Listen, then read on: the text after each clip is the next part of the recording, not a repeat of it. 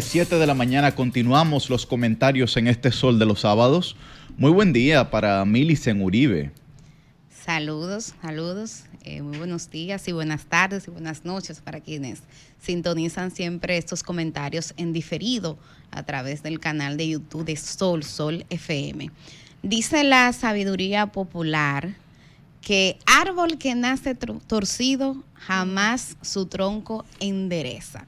Y en esta frase he pensado mucho a propósito de ver cómo la Suprema Corte de Justicia finalmente absolvió a Ángel Rondón y a Víctor Díaz Rúas, quienes eran los dos únicos condenados en República Dominicana por el caso Odebrecht. La sentencia podrá haber conmocionado a algunos, pero a otros como a mí no nos sorprendió. Y lo digo porque desde que ese caso se presentó, hubo gente como yo que aquí mismo en Sol de los Sábados advertimos temprano, a tiempo y en su momento, que algo olía mal en Dinamarca. Ese fue un caso mal instrumentado desde el principio y lo hizo un ministerio público que en ese momento actuó en complicidad con el poder político de turno. Y creo que eso es algo que hay que recordar.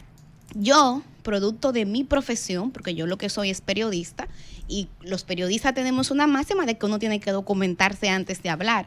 Y parte de mi tiempo en los últimos años lo he dedicado a leer los expedientes de los casos anticorrupción que se han presentado aquí en República Dominicana. Y miren, cuando uno toma ese expediente del caso Odebrecht y lo compara con expedientes que salieron después, como el caso, por ejemplo, Antipulpo, o el mismo caso Medusa, esa documentación que ese Ministerio Público de entonces, presidido en ese momento por el Procurador General, el señor Jean Alain Rodríguez, en uno de los casos, el caso más grande, hay que decirlo, de corrupción que se conocía aquí en República Dominicana y en Latinoamérica, ese expediente de un caso con tal magnitud no le da ni por los tobillos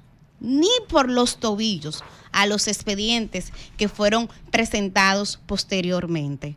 O sea, eran unas 100 y pico de páginas con faltas de forma, pero también de fondo, de faltas ortográficas, omisiones, borrones. O sea, de verdad que es un expediente que fue preparado de una manera bastante deficiente, muy diferente a lo que yo leí luego en casos como el Antipulpo y Medusa, que eran expedientes, algunos llegaban a las 3.000, 4.000 páginas, acompañados de un conjunto de cintilla probatoria bastante importante. Entonces, ahí yo creo que comenzó el problema. Una falta de preparación técnica, una falta de conocimiento, ¿no?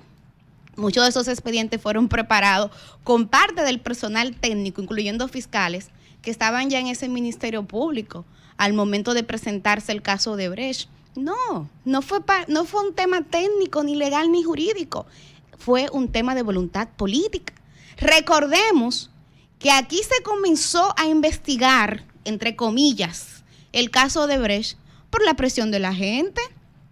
Recordemos que en enero del 2017 aquí la gente salió a las calles a protestar en el movimiento Marcha Verde, a exigir que si era verdad que este caso, un caso tan grande, donde la compañía, escuchen esto, admitió que pagó 780 millones de dólares en soborno. Y República Dominicana, estimada audiencia, República Dominicana fue el tercer país que recibió más soborno, superado solamente por Brasil y Venezuela. Estamos hablando de que la sede de estos sobornos, de estas operaciones, que la empresa llamaba Departamento de División Estructurada, ¿operaba dónde? En República Dominicana. Entonces, ese caso se pretendía pasar por debajo de la mesa, como se pasaron tantos otros casos de presunta corrupción. Pero hubo una diferencia, que fue que la gente se hartó y la gente salió a protestar. Y fue por esa presión que de manera rápida y muy interesada se preparó un expediente, pero se hizo un expediente chueco, que desde un principio tenía esa carga de que era para salir de eso, para salir del paso. O sea, eso no fue un esfuerzo serio, una voluntad política de, en serio, enfrentar enfrentar la corrupción. ¿Y por qué no? Señores, pero recordemos, y el periodismo, una de las funciones que tiene es justamente recuperar la memoria histórica. Es que había presunta complicidad. Recordemos figuras como la de Joao Santana, tristemente célebres, vinculado a este caso, y con oficina en el Palacio Nacional. Con oficina en el Palacio Nacional. Entonces, ahora se podrán sorprender, pero desde un principio vimos una diferencia abismal en cómo los fiscales de los demás países de América Latina hacían las debidas diligencias investigativas para sustentar su caso. Fueron los fiscales dominicanos y buscaron testigos, trajeron testigos de Brasil para participar en las audiencias que se daban aquí. ¿Cuál fue la calidad de esos testigos? Y los acuerdos, ¿cómo fueron?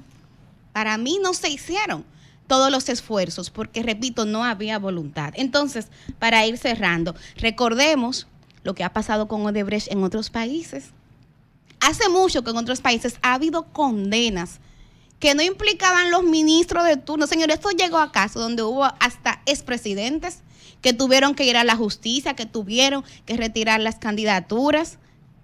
Pero no, aquí todo, miren, un paño con pasta. Un paño con pasta. Entonces nos preguntamos, y yo fui de las que en el momento también me lo hice, porque es que la lógica lo implicaba. Pero ¿y cómo es posible que en un país donde hubo tanta incidencia de este caso, donde hubo tal magnitud, recordemos aquello de los codinomes, con codinomes como Chacabana, Casa Grande, recordemos eso, la casita. Entonces, ¿qué pasó? Bueno, en este caso, resulta que a lo más que llegó ese ministerio público de entonces fue a enlistar a sobornadores. Y este pueblo dominicano, que es un pueblo grande, que es un pueblo inteligente y que es un pueblo digno, decía, ¿y dónde están los sobornados? No. ¿Cómo tú puedes tener sobornadores, verdad? Pero no tener sobornados. O sea, la lógica, la teoría criminal te implica que eso no es posible. Y desde ahí ya eso era un caso de un expediente chueco. Chueco. Aposta, como dice la gente en los barrios, aposta. Entonces, yo creo que ahora, para finalizar, hay que hacer dos cosas. Primero, hay que tomar nota de esta experiencia, porque ahora estamos inmersos en una discusión de una posible reforma constitucional, que uno de los puntos que tiene es justamente lograr que tengamos ministerios públicos que no dependan del poder político de turno. Yo estoy de acuerdo con eso. Y hay que recordar esto que ha pasado con Odebrecht, porque hay gente que desde hace tiempo viene advirtiendo que aquí no hay que independizar el Ministerio Público, que ya ese Ministerio Público es independiente.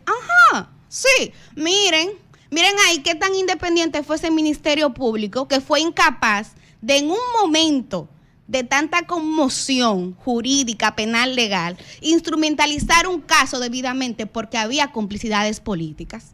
¿Eso es lo que queremos para la próxima República Dominicana de los próximos años? No. Entonces yo creo que aunque comencemos a discutir cuál sería la forma de lograr esa independencia de ese Ministerio Público, esa que fue una demanda que no fue Abinader que se lo inventó ahora. O sea, la gente en la calle cuando se vistió de verde, esa era una de las demandas principales que tenía.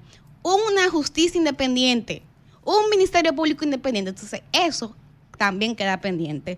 Y por último, recordar siempre, o sea, la estabilidad política y social de República Dominicana pasa porque la gente entienda que por las vías legales, por las instituciones, se le puede dar respuesta a sus demandas. Aquí este pueblo tiene entre sus demandas la lucha contra la corrupción y la impunidad.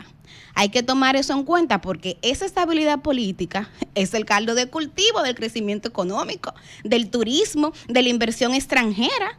Entonces, cuidadito con atentar contra esto porque los dominicanos y las dominicanas que se hartaron de la corrupción y que salieron a protestar en su momento, no se han mudado del país. Siguen viviendo aquí. Así que cuidadito con Paigallo, cuidadito. Cambio y fuera.